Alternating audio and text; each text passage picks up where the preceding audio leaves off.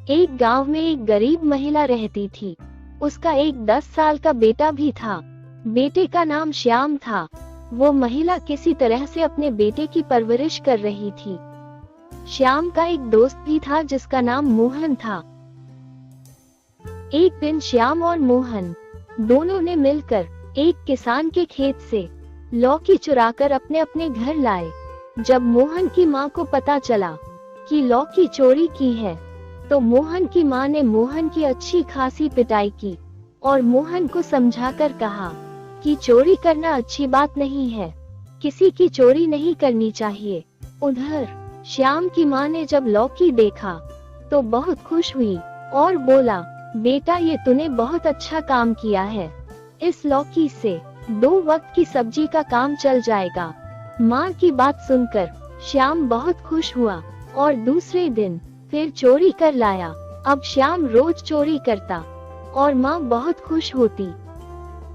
धीरे धीरे श्याम को चोरी करने की लत लग गई और वो बड़ा होकर एक बहुत बड़ा चोर बन गया। परंतु एक ना एक दिन पाप का अंत होता तो जरूर ही है।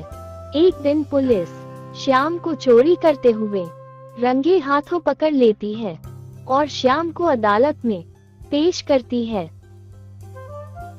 अदालत ने श्याम को कुछ सालों की सजा सुना दी, परंतु श्याम जेल जाने से पहले एक बार अपनी मां से मिलने की विनती जज साहब से करता है। जज ने मिलने की आज्ञा दे दी। अदालत में श्याम की मां को बुलाया गया। श्याम ने अपनी मां को अपने पास बुलाया और कहा कि मां, राज की बात है, कान पास लाओ। मां ने जैसे ही अपना कान श्याम के मुंह के पास किया, श्याम ने जोर से मां का कान काट लिया। मां जोर जोर से चिल्लाने लगी।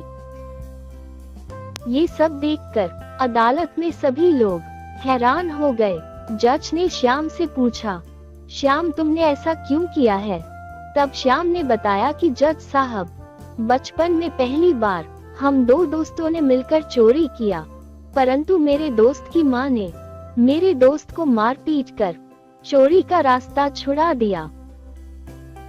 मगर मेरी मां ने मुझे और चोरी करने की सलाह दी। यदि मेरी मां ने भी उसी दिन मार पीट कर मुझे भी चोरी करने से रोक दिया होता, तो आज मुझे भी ये दिन नहीं देखना पड़ता। श्याम की बातें सुनकर सभी लोग अवाक हो गए। उसके बाद पुलिस श्याम को लेकर जेल चली गई और मां वहां खड़ी रोती रह गई। दोस्तों, इसीलिए कहते हैं कि बच्चों का भविष्य माता पिता के हाथ में होता है।